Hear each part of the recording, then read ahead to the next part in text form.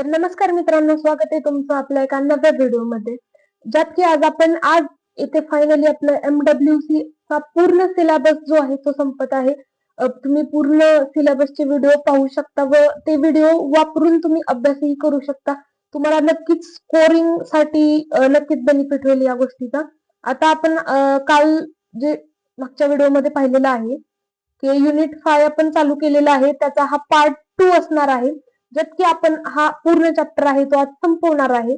जसं की आपण सिलेबस पाहू शकता, मागच्या वेळेस मी जसं की म्हणलं होतं की नेक्स्ट व्हिडिओमध्ये 5.3 आणि 5.4 हे दोन टॉपिक जे आहेत ते कव्हर केले जाणार आहेत. पाहूया की एनएफसी सर्व्हिसेस आणि introduction to 3GPP release 18 list of services या पूर्ण 5.3 हा टॉपिक आता आपण पाहूया व त्याच्यानंतर 5.4 जो आहे तो खूप सोपा आहे, जो आहे ऍप्लिकेशन बेसवरती तो पॉइंट आहे.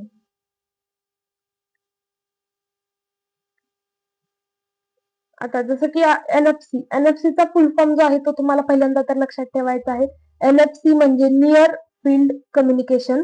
आता नियर फील्ड कम्युनिकेशन म्हणजे काय, ह्याच्यावरती जे आहे ते सर्व्हिसेस वरती प्रश्न येतात व एनएफसी म्हणजे काय याच्यावर सांगायला सुद्धा क्वेश्चन येतात, म्हणून हा टॉपिक जो आहे तो सोडायचा नाहीये. डेफिनेशन याची पाहूया की पहिली तर गोष्ट, एनएफसी नावातूनच आपल्याला कळते नियर फील्ड कम्युनिकेशन म्हणजे खूप कमी फील्ड मध्ये जे कम्युनिकेशन होणार आहे त्या फील्ड म्हणतो आपण एनएफसी. आता इथे त्याच्या फीचर्स म्हणता येईल किंवा त्याच्या डेफिनेशन मध्ये तुम्ही लिहू शकता की त्याची जी रेंज आहे ती आहे short range wireless communication technology जी आहे ती काय वापरते तर RFID आणि मॅग्नेटिक फील्ड इंडक्शन वापरते कम्युनिकेशन करण्यासाठी. आता त्याची रेंज किती आहे तर 10 सेंटीमीटर च्या आतमध्येच जास्तीत जास्त 4 सेंटीमीटर, कमीत कमी 4 सेंटीमीटर रेंज तरी पाहिजे, जास्तीत जास्त 10.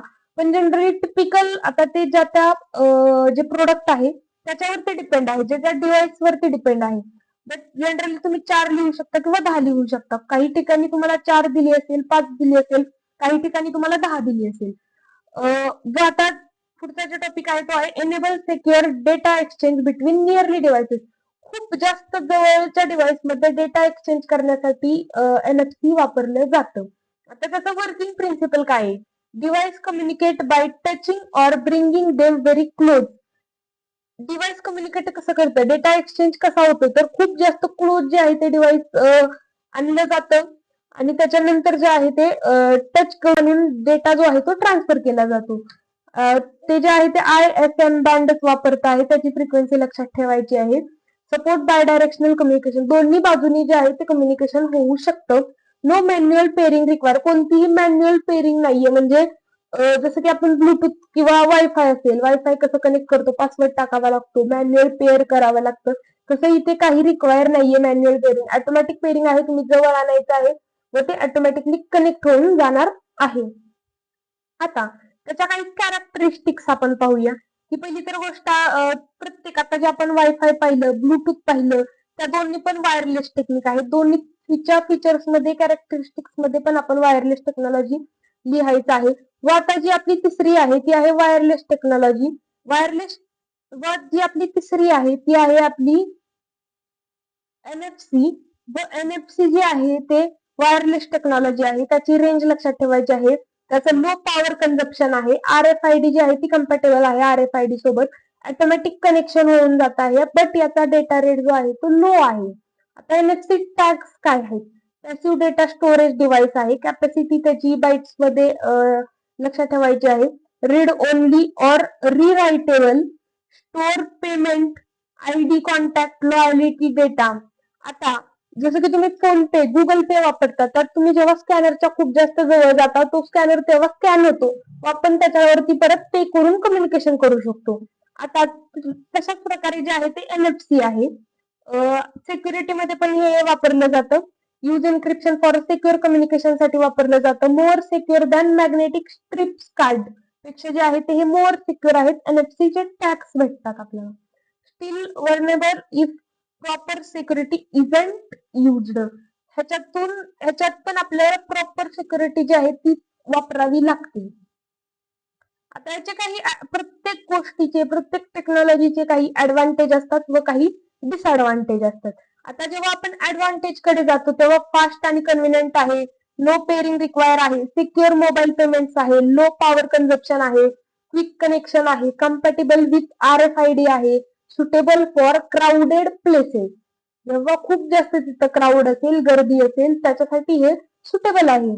आता डिसएडव्हान्टेज मध्ये काय येतं तर व्हेरी शॉर्ट रेंज आहे त्याची, लो डेटा रेट आहे, हायर डिव्हाइसची कॉस्ट येते, त्या हायर पॉवर पॉवर जी आहे ती हायर म्हणजे जास्तीत जास्त प्रमाणात पॉवर जी आहे ती यूज केली जाते.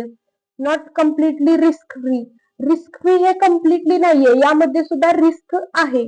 त्यामुळे मगाशी मी म्हटलं की प्रॉपर सिक्युरिटी जी आहे ती वापरावी लागते. आता जसे आता याच्यावरती क्वेश्चन कसे येतात त्याच्यावरती तुम्ही ऍडव्हान्टेज पण तुम्हाला माहित पाहिजे त्या टेक्नॉलॉजीचे, डिसएडव्हान्टेज पण माहित पाहिजे. जेव्हा तुम्ही एखादी टेक्नॉलॉजी शिकता त्या टेक्नॉलॉजीचे advantage, disadvantage, feature, characteristic, specification या सर्व गोष्टी तुम्हाला माहित असायला पाहिजे. आता नेक्स्ट ऍप्लिकेशन. ऍप्लिकेशन हे कुठं कुठं वापरतो आपण? NFC ऍप्लिकेशन वरती NFC चा क्वेश्चन येतो. लास्ट इयरचे काही पेपर्स आहेत त्यावरती ऍप्लिकेशन वरती क्वेश्चन आहे. स्मार्ट कार्ड्स असतील, नंतर मोबाईल पेमेंट, गुगल पे, ऍपल पे, सॅमसंग पे, याच्यात सुद्धा MNFC हे वापरलं जातं. आता NFC लाईक दिस इमेज मध्ये पाहू शकता तुम्ही, अशा प्रकारे कार्ड असतात ते आपण स्कॅन करू शकतो. स्मार्ट ट्रेकिंग असेल, हेल्थ केअर असेल, कीलेस ऍक्सेस असेल, मॅन्युफॅक्चरिंग असेल, लॉजिस्टिक्स, शिपिंग असेल, अशा खूप साऱ्या गोष्टींमध्ये ऍप्लिकेशन मध्ये जी आहे ही आपली टेक्नॉलॉजी ती वापरली जात आहे. नाव नेक्स्ट NFCच्या सर्व्हिसेस. NFC सर्व्हिसेस वरती सुद्धा क्वेश्चन आहे. NFC सर्व्हिसेस हे सुद्धा IMP मध्ये पकडायचे आहे. तुम्हाला NFC जेव्हा बेसिक NFC चं कळेल तेव्हा तुम्ही त्याचे फीचर कॅरेक्टरिस्टिक्स लिहू शकता, ऍडव्हान्टेज डिसएडव्हान्टेज लिहू शकता, व जेव्हा तुम्ही ऍप्लिकेशन करता तेव्हा त्यानंतर तुम्ही त्याच्या सर्व्हिसेस सुद्धा लिहू शकता. म्हणून आपल्याला कायम जे आहे ते बेसिक पासून ऍडव्हान्स कडे जायचं. कोणत्याही फील्डमध्ये तुम्ही जेव्हा जाता तेव्हा तुम्हाला आधी बेसिक करायचं, नंतर ऍडव्हान्स कडे जायचं आहे.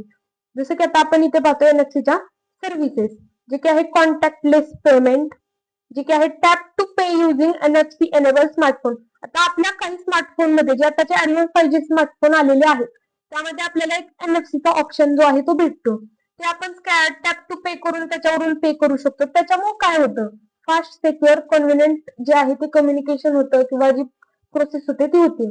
जसं की एक्झाम्पल मध्ये लिहू शकता तुम्ही, ऍपल पे असेल, गुगल पे असेल. आता दुसरं जे आहे ते डेटा शेअरिंग. आता तुम्ही इझिली काही मॅन्युअल पेरिंग न करता जस्ट जवळ आणायचे आहेत डिव्हाइसेस ते आणि कनेक्ट होत आहेत ते डिव्हाइसेस, व तुम्ही कॉन्टॅक्ट असतील, काही URLs असतील, इमेजेस असतील, जो तुमचा डेटा असेल तो तुम्ही शेअर करू शकताय. आता जे हे कुठं वापरलं जातं, मार्केटिंग मध्ये असेल, ऍडव्हर्टायझिंग मध्ये असेल. नंतर access control, use for entry to building and restricted. आता काही बिल्डिंग असतील, खाली गेट वरती तुम्हाला म्हणजे अनवॉन्टेड पीपल आतमध्ये येऊ नयेत त्यासाठी कार्ड दिले जातात, व त्या कार्डच्या थ्रू ते असतात आपले NFC कार्ड. त्या कार्डच्या थ्रू तुम्ही ऍक्सेस करू शकता, म्हणजे तुम्ही बिल्डिंगच्या आतमध्ये येऊ शकता. लाईक दिस कोणता कार्यक्रम असेल तिथे लिमिटेड पीपल्सला अलाव असेल तर तिथेही हे कार्ड वापरलं जातं. कशासाठी तर ऑथेंटिकेशनसाठी वापरलं जातं. सिक्युअर ऍक्सेस मॅनेजमेंट मध्ये हे वापरलं जातं. Authentication and identity verification, like this इथं पण सेमच आहे. ऑथेंटिकेट करण्यासाठी, आयडेंटिफाय करण्यासाठी व्हेरिफिकेशन मध्ये ते वापरलं जातं. हे झाले 4. आणि अजून काही फीचर्स आहेत जसे की मोबाईल ऑटोमेशन NFC टॅग.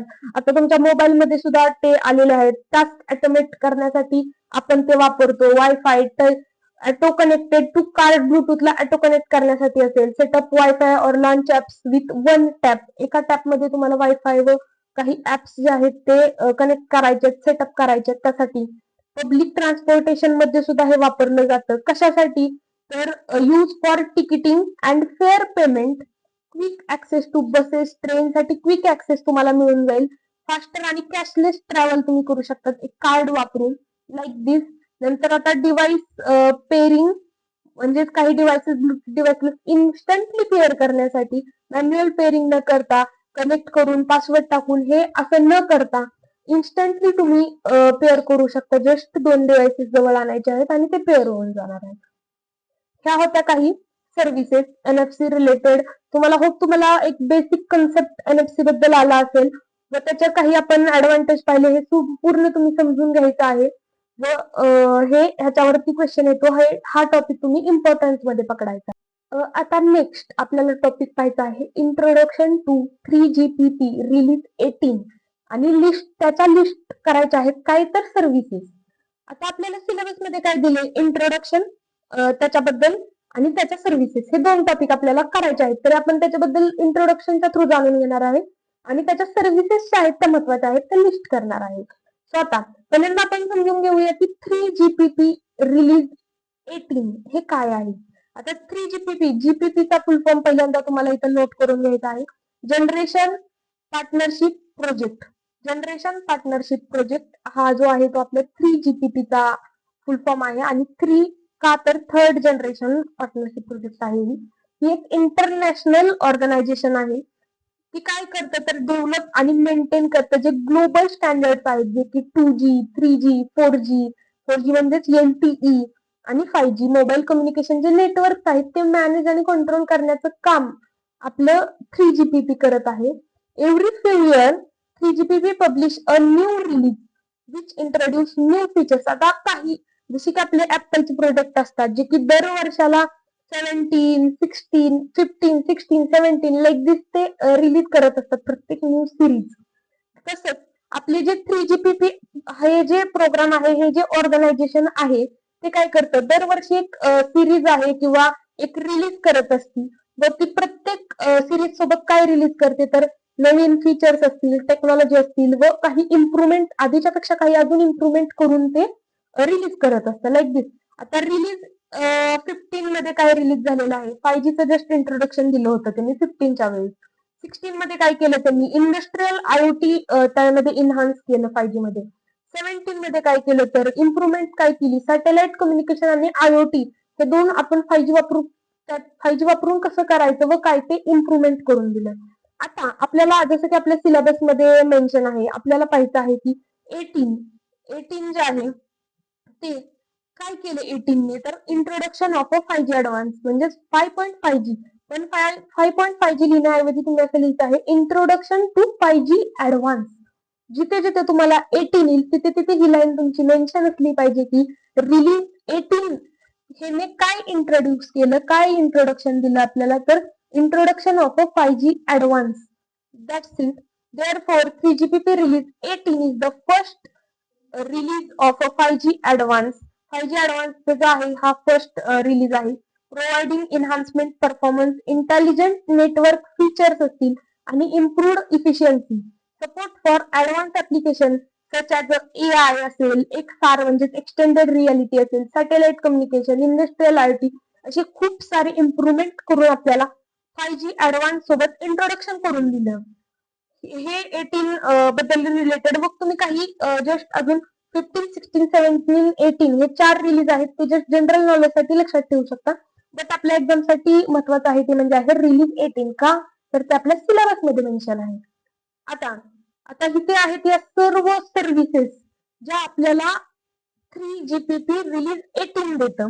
ह्या सर्व्हिसेस ज्या आहेत कॉमन सर्व्हिसेस आहेत. तुम्ही आतापर्यंत 5G शिकलेला आहात. आता लास्ट व्हिडिओ म्हणजे 4थ्या चॅप्टर पर्यंत तुम्ही जे पाहिलेलं आहे ते 5G बद्दल म्हणजे 2G, 3G, 4G, 5G संपूर्ण सिरीज पाहिलेली आहे. आता इथे तुम्ही इझिली जे आहे ते लक्षात ठेवू शकता की काय आहे एक्झॅक्ट. आता एक्सटेंडेड रियालिटी मध्ये ते सपोर्ट करतं. AR असेल, VR असेल, MR असेल, नंतर AI/ML based network optimization like this असे खूप सारे त्याचे फीचर्स आहेत ते तुम्ही एकदा वाचून घ्या. जनरल फीचर्स आहेत. आजच्या AIच्या काळात तुम्ही ते खूपदा ऐकलेलं आहे. खूपदा याचं नाव आता चर्चेत आहेत.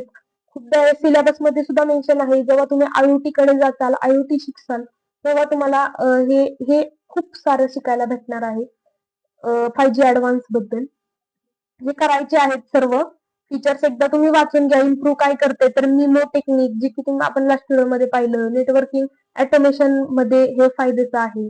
लाईक दिस हे सारे जे आहेत ते सर्व्हिसेस आहेत. एक्झाम साठी इम्पॉर्टंट काय आहेत कारण आपल्या सिलेबस मध्ये 2च दिलेले आहेत टॉपिक त्याच्या रिलेटेड जे म्हणजे लिस्ट करायचे आहेत सर्व्हिसेस आणि त्याचं इंट्रोडक्शन. That's it. एवढंच आहे. आता आपण जातोय ऍप्लिकेशन कडे म्हणजे जे आहे आपलं 5.4 जे आहे आपलं 5.4 ते आहे ऍप्लिकेशन. आता पहिलं ऍप्लिकेशन आपण काय पाहतोय तर V2V, व्हेकल कम्युनिकेशन म्हणजेच vehicle to vehicle communication. Vehicle to vehicle communication enable vehicle to exchange real-time information such as the speed, location, road condition. It improve road safety, reduce accident and support intelligent transportation system. म्हणजे vehicle to vehicle जो आहे तो data exchange होते, communication होत आहे, speed, location, road condition ज्या आहेत त्या व्हेकल टू व्हेकल एक्सचेंज होत आहेत. आता याची की पॉइंट मध्ये काय लक्षात ठेवणार तुम्ही, रिअल टाइम कम्युनिकेशन आहे व्हेकल मध्ये. व रिड्यूस काय होतं याच्यामुळे काय झालं तर ऍक्सिडेंटचं प्रमाण जे आहे ते कमी झालेलं आहे. ट्रॅफिकचा फ्लो जो आहे तो इम्प्रूव्ह झालेला आहे, बेटर झालेला आहे. Support autonomous vehicles. आता जे ऑटोमॅटिक व्हेकल्स आहेत त्याला हे सपोर्ट करत आहे, जे ऑटोनॉमस व्हेकल्स आहेत त्याला हे सपोर्ट करत आहे V2V कम्युनिकेशन. आता नेक्स्ट दुसरं आपल्याला ऍप्लिकेशन पाहायचं आहे इंडस्ट्रियल ऑटोमेशन. इंडस्ट्रियल ऑटोमेशन आपला जो IoT मध्ये तुम्ही जस्ट पहिल्या दुसऱ्या चॅप्टर मध्ये हे ह्याच्याबद्दल इंट्रोडक्शन घेणार आहे. त्याच्या थेअरीमध्ये काय तर 5G enable smart factory by providing ultra low latency high speed and reliable communication. It connect robot machine sensor control. म्हणजे इंडस्ट्रियल ऑटोमेशन म्हणजे काय तर एखाद्या इंडस्ट्रीमध्ये पूर्ण इंडस्ट्री जी आहे ती ऍटोमाइज करायची. ऍटोमाइज म्हणजे काय तर ह्युमनचा इंटरफरन्स तिथं नसणार, ह्युमन प्रेझेंट नसणार, पूर्ण मशीन जे आहेत ते काम करणार, रोबोट काम करणार तिथं. आता ते कसे सिग्नल घेणार सेन्सरच्या थ्रू, ह्याचे थ्रू सेन्सर हे वापरून रिअल टाइम मॉनिटर करून आपण इंडस्ट्रियल ऑटोमेशन करतो. हे तुम्ही ह्याचे ऍप्लिकेशन सविस्तर ऍप्लिकेशन तुम्ही IoT मध्ये पाहणार आहे. आता फीचर्स मध्ये काय आहे इंडस्ट्रियल ऑटोमेशन मध्ये सुद्धा रिअल टाइम मशीन कम्युनिकेशन आहे, रिमोट मॉनिटरिंग आहे. आपण घरून सुद्धा इंडस्ट्री मधील मॉनिटर करू शकतो किंवा कंडिशन काय आहे तिथं हे समजू शकतो. प्रेडिक्टिव्ह मेंटेनन्स होतं. प्रेडिक्टिव्ह मेंटेनन्स म्हणजे काय तर जेव्हा आपण तिथं मशीन्स वापरतो, रोबोट्स वापरतो, तेव्हा ती मशीन खराब व्हायच्या आधीच आपण त्याचे मेंटेनन्स करू शकतो. नंतर हाय रिलायबिलिटी आहे त्याची, खूप कमी लॅटन्सी आहे, फास्ट कामं होत आहेत. नंतर हे कुठं कुठं वापरलं जातं smart factories, robotic manufacturing, automated production lines ज्या आहेत, क्वालिटी इन्स्पेक्शन सिस्टीम्स ज्या आहेत. आता याचे ऍडव्हान्टेजेस आहेत काय आहेत तर आपली प्रोडक्टिव्हिटी इन्क्रीज होणार आहे. कारण जेव्हा ह्युमन असतो तेव्हा ह्युमन जे आहे तो थकतो, तर जेव्हा आपण रोबोट वापरतो तेव्हा तो 24 तास काम करण्याची कॅपॅबिलिटी ठेवतो. आता रिड्यूस डाऊन टाइम जो आहे तो कमी झालेला आहे. नंतर इम्प्रूव्ह प्रोडक्टची क्वालिटी इम्प्रूव्ह झालेली आहे. लोअर मेंटेनन्स कॉस्ट आहे याची. हे होतं आपलं इंडस्ट्रियल ऑटोमेशन बद्दल. नाव तिसरा टॉपिक जो आहे तो आहे मीडिया एंटरटेनमेंट. मीडिया एंटरटेनमेंट म्हणजे आता जसं की आपण 5G आपल्या मोबाईल वरती वापरतोय, खूप जास्त स्पीड आहे, खूप जास्त एखादा आपल्याला मूवी डाउनलोड करायचा तर अगदी सेकंदात तो मूवी पूर्ण डाउनलोड होऊन जात आहे. लाईक दिस करत 5G प्रोव्हाइड, आपण एकदा डेफिनेशन बघूया. 5G provide high speed internet, low latency, enabling seamless 4K 8K चे HD व्हिडिओ स्ट्रीमिंग आपण बघू शकतो, पाहू शकतो, करू शकतो. क्लाउड गेमिंग असतील, व्हर्च्युअल रिअलिटी म्हणजे VR AR असतील, लाईव्ह ब्रॉडकास्टिंग करू शकतो इझिली. की पॉइंट्स काय आहेत तर ह्याचे HD व्हिडिओ स्ट्रीमिंग आहे, ऑनलाईन गेमिंग आहे, VR AR ऍप्लिकेशन आहेत, लाईव्ह इव्हेंट ब्रॉडकास्टिंग आहे. नाव आता चौथा टॉपिक जो आहे आपल्याकडे तो आहे रिटेल इंडस्ट्री. आता रिटेल इंडस्ट्री मध्ये काय होतं 5G help retailers improve customer experience through smart store, digital payment, inventory management and personalize shopping using AI and IoT. म्हणजे रिटेल इंडस्ट्री म्हणजे जिथं रिटेलर्स जे आहेत ते जे कस्टमरचा एक्सपिरियन्स आहे तो इम्प्रूव्ह होते. कसा होतो जेव्हा स्मार्ट स्टोअर एखादे असतील तिथं तुम्हाला स्मार्ट असल्यामुळे तिथं इझिली तुम्ही शॉपिंग करू शकता, तुमचा वेळ तिथं वाचू शकतो. नंतर डिजिटल पेमेंट असल्यामुळे तेही फास्ट आहे व ऍडव्हान्स आहे. लाईक दिस असे खूप सारे बेनिफिट आपल्याला इथेही होणार आहेत. त्याचे की पॉइंट स्मार्ट शॉपिंग आहे, डिजिटल पेमेंट सिस्टीम आहे, इन्व्हेंटरी ट्रॅकिंग आहे, पर्सनलाइज कस्टमरचे सर्व्हिस पर्सनलाइज घेऊ शकतो आपण. लाईक दिस आता एज्युकेशन मध्ये काय आहे 5Gचं ऍप्लिकेशन तर 5G support online learning, virtual classrooms आहेत. आता आपण पाहतोय ऑनलाईन लेक्चर होत आहेत आपले किती सारे.